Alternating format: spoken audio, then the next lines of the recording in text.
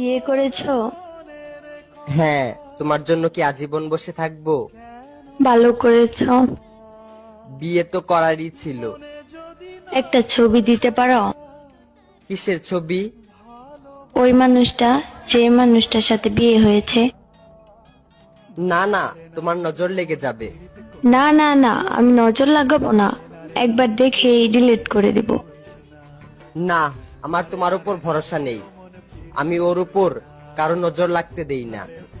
তোমাকে আমার কসম, যদি আমাকে কোনোদিন ভালোবেসে থাকো তাহলে তার ছবি দাও। 1 minute later. এইটা তো আমার ছবি। তোমার পর আমার জীবনে আর ভালোবাসাই আসে নাই। তারপরও মুখে এত হাসি নিয়ে ঘুরো।